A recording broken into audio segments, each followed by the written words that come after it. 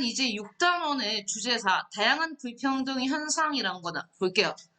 아직 현대사회도 여전히 불평등한 현상은 남아있는데 그 중에서 첫 번째로 볼 수 있는 건 일단 사회 불평등 현상의 뜻이 뭔지 나와 있습니다. 사회 불평등 현상은 말 그대로 누구나 갖고 싶어 하지만 가질 수 없는 부명예 권력 같은 우리 그걸 뭐라고 불러? 부권력 지위를 사회적 희소가치라고 부르는데 이런 사회적 희소가치가 계급에 따라 계층에 따라 사람들에 따라 불평등하게 분배되어서 뭐라고 나왔니? 개인 또는 집단 또는 지역이 그 다음 여기 줄 주세요. 뭐 되어 있는 현상이 불평등 현상이야? 서열화되어 있는 현상이야. 서열. 여러분도 많이 들어봤죠? 서열 1위, 서열 2위 이런 식으로 나누잖아요. 그러면 부에 따라서 가진 거에 따라서 가장 잘 사는 계층 그다음 이런 식으로 나뉘어져 있는 게 바로 불평등 현상이라는 얘기입니다. 그러면 불평등 현상은 어느 사회에나 있었고요. 인류가 지구상에 등장한 일이 쭉 있어 왔어. 즉 시간과 공간을 초월해서 불평등 현상이 없는 세상은 없다는 얘기야. 단 정도가 심해지면 그게 뭐가 돼? 언제나 불평등 현상이 있는데 그 불평등 현상이 심해지면 뭐가 되고? 사회적 갈등이 되고 사회적 갈등이 심각해지면 뭐가 될 수 있습니까? 사회가 뭐 될 수 있다? 문제, 분열될 수 있습니다. 분열.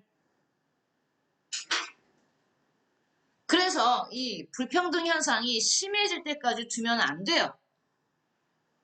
여기 보시면 봐요. 사회계층이 양극화라는 표현 별표입니다. 동그라미 치고 우리가 많이 쓰는 표현인데 꼭 알아두세요. 그럼 양극화라는 말은 뭐냐? 뜻이 이거야. 중간계층이 점차 감소하면서 구성원들이 줄쳐요. 상층과 하층의 양극단으로 쏠리는 현상. 일단 이렇게 설명으로 표현한 거야. 양극화의 뜻. 양극화의 뜻. 중간계층이 줄어서 상층과 하층의 양극단으로 쏠리는 거. 여기 설명 보고 써야 돼 이제.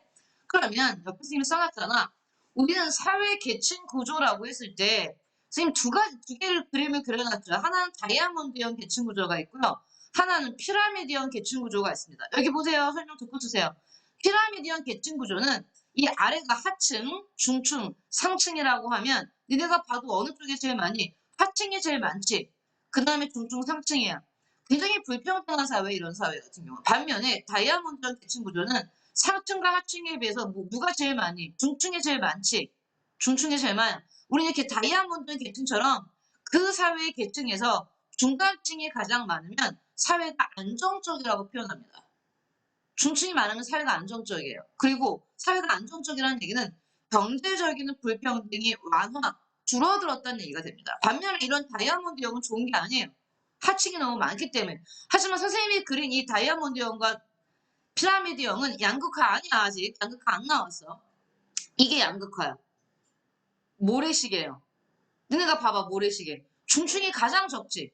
중층이 가장 적고 어때? 상층과 하층이 많잖아. 이게 바로 뭐야? 우리가 여기서 말하는 이 모래시계형이 사회 양극화 현상의 그림이야.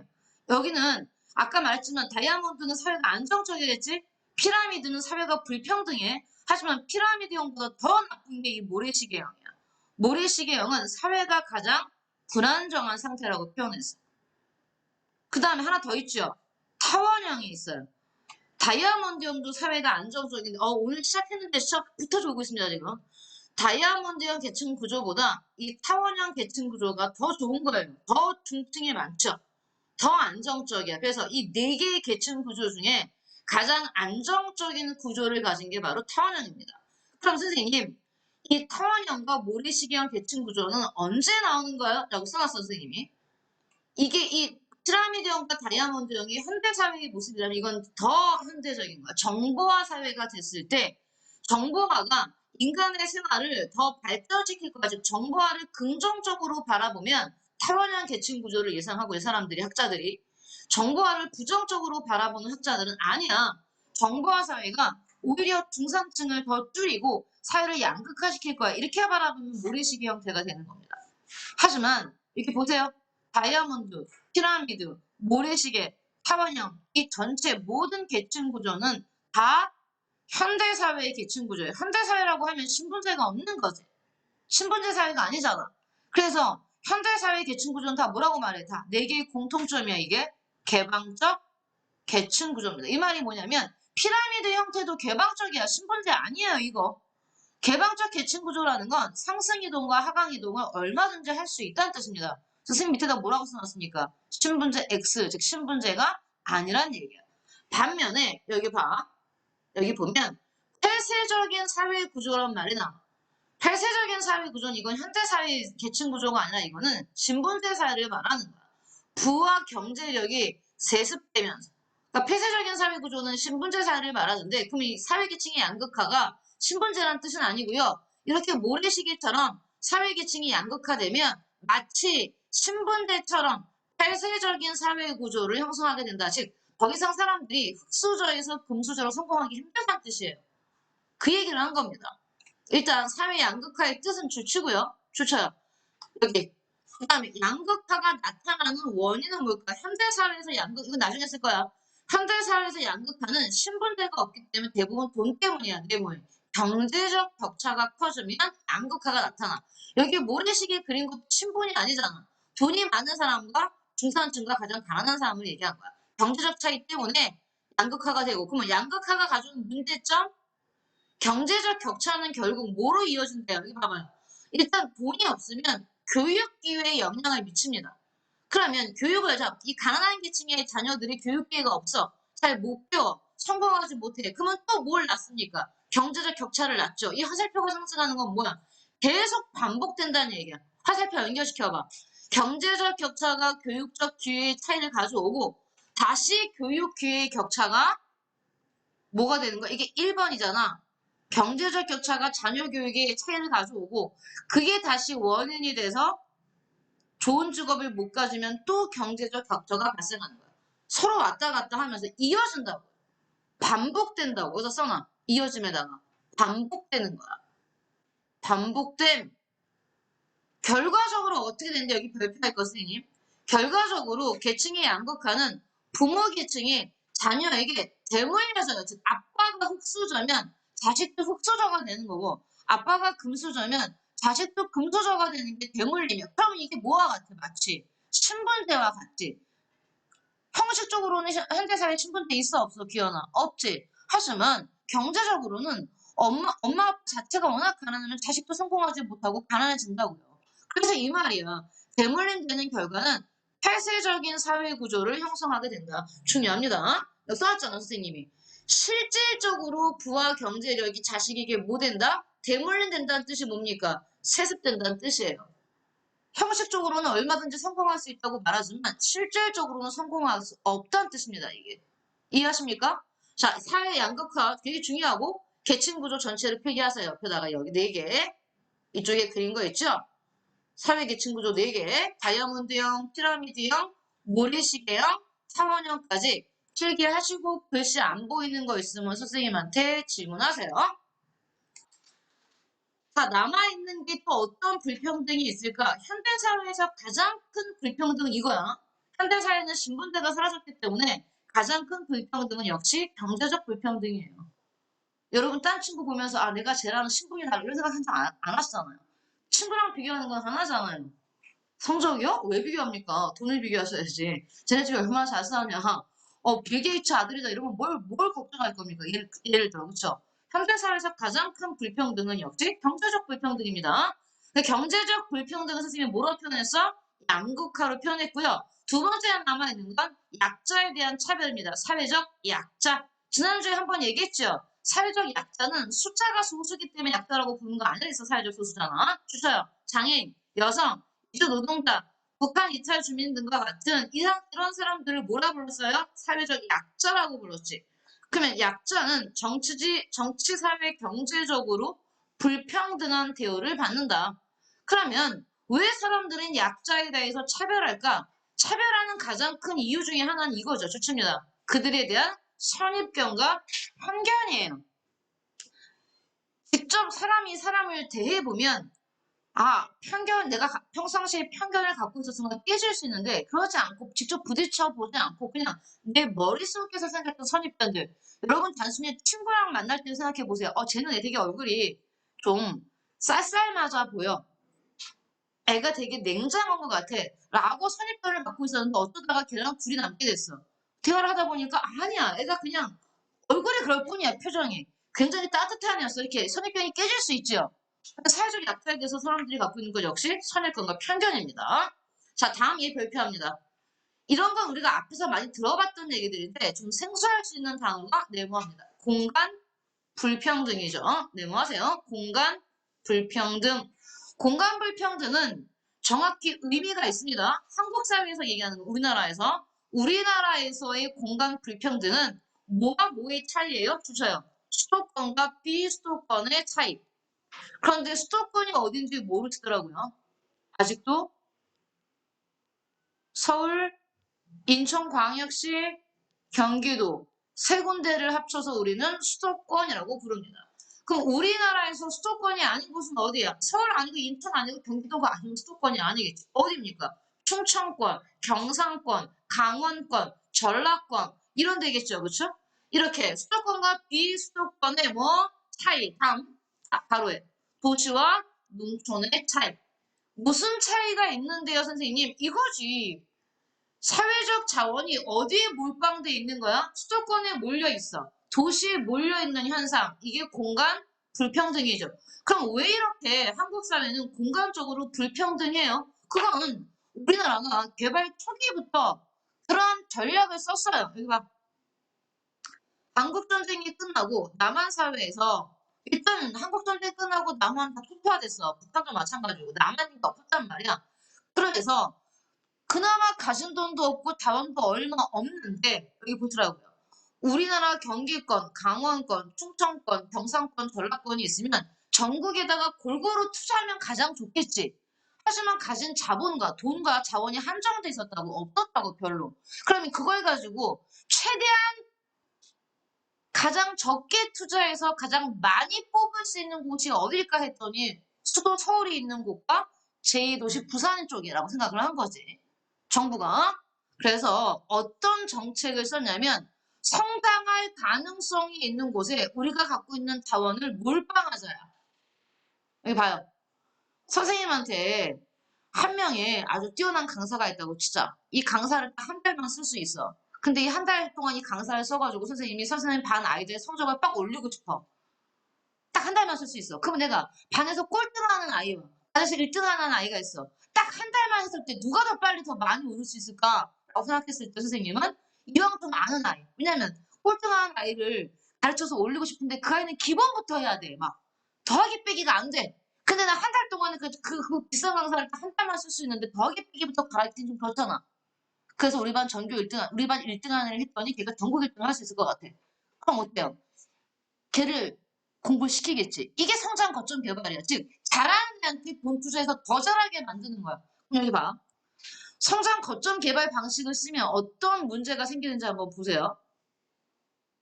이게 시간입니다. 이게 발전 정도고요. 봐. 선생님이 자 이렇게 돼 있어.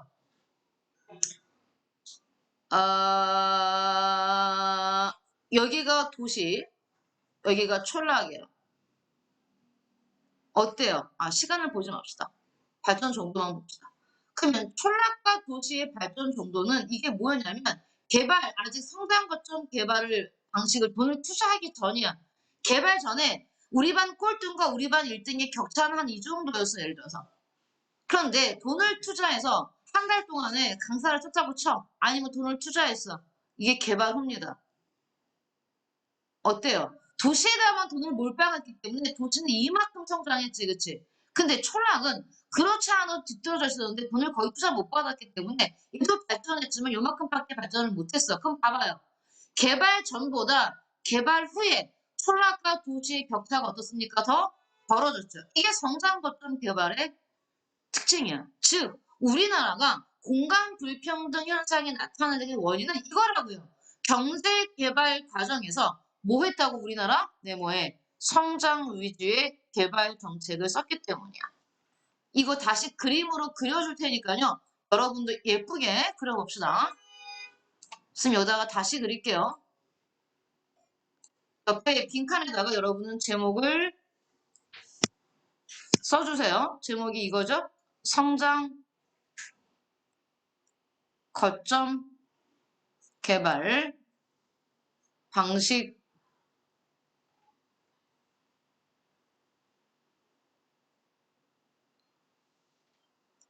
자, 이렇게 그래프를 그려놓고, 이렇게.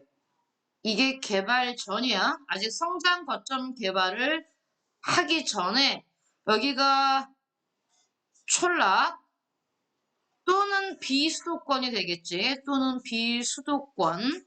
그 여기는 도시, 또는 수도권이 되겠지. 그러면 격차가 그렇게 크지 않다는 걸 볼 수 있어. 근데 성장 거점 개발을 쓰고 나면 이렇게 격차가 벌어지는 겁니다. 개발 후. 개발 후 도시 또는 수도권은요. 이렇게 발전이 돼 있고요. 촌락은 너무 조금 발전했지. 그래서 오히려 개발 후에 뭐가 더 커졌다? 격차가 더 커졌답니다. 그걸 보세요. 그걸. 자, 여러분 마시면서 하세요. 이렇게 격차가 이 정도에서 이렇게 격차가 더 커진 게 성장 거점 개발 정책들. 여기 보세요. 수도권과 대도시 위주로 아까 말했죠 선생님이 남한이 가지고 있는 자본과 자원을 거기다가 집중했다니까 몰빵했어요 수도권에다가 초라 도시에다가. 그러니 투자를 받은 지역은 어때? 인구도 늘고 경제도 성장했겠지. 하지만 상대적으로 너무나 투자를 못 받은 지역이 어딥니까? 수도권과 대도시 유해 지역이에요. 여기는 오히려 인구가 더 어디로 갔냐면 일자리가 많은 수도권으로 가버렸어. 그러니까 인구는 빠지고 유출되고 오히려 경제는 더 침체되었다. 그러면 이러한 공간 불평등은 그걸로 끝나는 게 아니야. 기현아 생각해봐. 너는 저기 시골에 살고 싶은데 너 정말 살고 싶어? 근데 거긴 병원이 없어. 병원 가려면 네가 1시간 반 동안 버스를 타고 나가야 되는데 버스는 하루에 2번 와. 살고 싶어도 살 수 있겠어 없겠어? 없겠지. 그러니까 이러한 공간 불평등은 결과적으로 사람들이 거기서 못 사니까 빠져나간단 말이에요. 소득 불평등이 되고요. 그 다음에 애들이 없으니까 학교도 안 만들어. 문화시설, 의료시설 같은 생활환경의 전반적인 불평등으로 이어지는 거야. 공간 불평등 자체가 나쁘다는 게 아니라 이게 결국 이런 모든 것들을 가져온다고요. 그래서 공간 불평등은 문제인 겁니다. 선생님이 아까 그리다가 말았잖아요. 여러분 그림 하나 더 그리세요. 남한사회만 그려보세요. 이게 남한이야. 그럼 여기가 수도권이랬지. 서울, 인천, 경기. 그다음 여기가 부산광역시가 이쪽에 있어. 경남권에. 그래서 우리는 서울과 부산을 이렇게 연결시키는 수도권과 경남 여기에 집중 투자했어요. 그래서 우리나라는요. 여기 수도권 그다음에 여기 부산광역시를 중심으로 한 남동 임해권 여기에다가 집중 투자했고 나머지 지역과의 격차가 굉장히 심합니다. 그래서 써놔요. 서울 여긴 부산 여긴 부산 서울 부산 중심 나머지 강원도나 충청도나 경상도나 전라도 나머지 지역에 대한 투자는 굉장히 적었습니다. 자, 해서 우리가 다양한 불평등까지 봤습니다. 그러면 한 단원이 끝나나요? 자, 그리고 다양한 불평등 중에서 방금 수도권과 비수도권 간의 갈등, 공간 불평등 여기서 그려놨죠? 서울과 부산 연결하는 경부 라인을 중심으로 발달을 해왔습니다. 자, 그 다음에 이제 남은 게 마지막입니다. 주제 5예요. 여기도 진짜 중요합니다. 6단원의 주제 5. 정의로운 사회를 실현하기 위해서 할 수 있는 노력. 노력은요. 현대사회는 대부분의 국가들이 복지국가를 지향하고 있지요. 우리가 복지국가라는 얘기는 언제 처음 들었어? 4단원에서 기본권 할 때 사회권 했던 거 기억나요? 그 사회권은 복지국가와 관련이 있다고 그랬지? 그 얘기입니다. 자, 사회 불평등 현상은 뭘 가지고 있대? 가로의 양면성. 두 가지 측면을 다 갖고 있다는 뜻이야. 긍정적인 측면과 부정적인 측면. 선생님, 사회 불평등 현상이 긍정적인 측면도 갖고 있죠. 불평등하다는 얘기는 일단 차이가 존재한다는 얘기잖아. 그렇지? 그러면 사람들은 더 내가 다른 사람보다 혹은 더 잘 살기 위해서 더 많은 걸 갖기 위해서 노력할 수 있다는 얘기입니다. 그리고 나오잖아요. 그냥 불평등이 아니야. 앞에 꾸민 말을 잘 봐야 돼. 어떤 불평등이야? 어느 정도의 불평등이야. 진짜 어느 정도란 말 너무 애매해요. 참아할 수 있는 정도? 너무 애매해요. 개인차가 있겠지. 그래도 참을 수 없는 불평등이라는 건 있어요. 근데 참을 수 있는 어느 정도의 불평등은 바로 합니다. 뭘 높여준대? 사람들의 동기, 성취, 동기를 북돋워서 결과적으로는 사회 발전에 기여할 수 있다. 하지만입니다. 그 다음. 하지만 불평등이 이런 긍정적 측면도 있지만 부정적 측면이 돼. 이게 언제 부정적 측면이 드러나겠어요? 참을 수 없는 불평등이 되면 이제 긍정이 아니라 부정이 됩니다. 개인의 능력 발휘 기회를 빼앗고 개인이나 집단 간에 뭘 가져온대? 대립과 갈등을 가져올 수. 어떤 불평등은 참을 수 없는 불평등. 대립과 갈등을 일으킨다. 즉 정의로운 사회 실현을 위해 사회 불평등 문제는 어떻게 해야 돼? 해결해야 되지. 우리 6단원의 큰 주제가 뭐였어요? 정의잖아요. 정의. 정의의 여신은 뭐 들고 있었어요? 저울을 들고 있지. 공평함, 불평등의 반대잖아. 평등이잖아. 공정해야 되는 거잖아. 그래야지 불평등이 심각한 불평등은 사회를 정의롭지 않게 만들기 때문에 정의로운 사회를 위해서는 심각한 불평등은 뭐 해야 됩니까? 해결해야 됩니다. 그 해결 방법이 뭐란 얘기야? 별표의 복지제도라고. 현대사회에서는. 사회적 불평등을 완벽하긴 아니더라도 어느 정도 해결할 수 있는 어떤 방법. 사회적 복지제도가 있어요. 복지 네모 하세요. 복지 네모에서 화살표를 이렇게 빼보세요. 이렇게 화살표 빼서 쓰세요. 복지 뜻이 뭡니까? 모든 국민의 최소한의 인간다운 생활을 보장하는 겁니다. 모든 국민의 최소한의 인간다운 생활을 보장하는 것. 그게 복지의 뜻이죠. 그럼 사회복지제도의 뜻부터 볼까요? 사회 구성원이 가로합니다, 여러분. 기본적 욕구라는 거, 의식주지. 기본적 욕구의 가장 대표적인 의식주야. 이 기본적인 욕구를 충족하고 그 다음 좋죠. 정상적인 생활을 할 수 있게 지원하는 제도가 복지제도야. 그럼 이런 복지제도가 잘 시행이 되면 우리가 아까 봤던 사회계층이 양극화가 어떠겠어요? 줄겠지요. 빈곤층이 줄겠지. 그리고 자 우리가 앞서 뵀던 롤스가 하는 말 최소 수혜층 가장 적게 가지고 태어난 사람들이야. 그게 재능이든 인종이든 성별이든 장애든 알겠니? 태어날 때부터 장애를 가지고 태어난 사람들도 있잖아요. 어떤 사람은 태어날 때부터 뛰어난 재능을 가지고 태어나는 사람이 있잖아요. 그래서 가장 적은 재능과 가장 적은 어떤 자산을 가지고 태어난 계층이 최소 수혜층이랬어. 사회적 약자를 말하는 거야. 다시. 사회적 약자들 다르게 표현하면 최소 수혜층의 무슨 생활? 기본적 생활 수준을 보장하는 거야말로 복지다. 그래서 롤스는 따뜻한 자유주의자라고 설명했었잖아요. 롤스가 쓴 표현이죠. 최소 수혜층 같은 경우는 자, 종류 내입니다. 종류 세 가지. 외우세요. 우리나라의 복지제도, 사회보장제도 세 종류. 사회보험, 공공부조, 사회서비스. 사회보험, 공공부조, 사회서비스.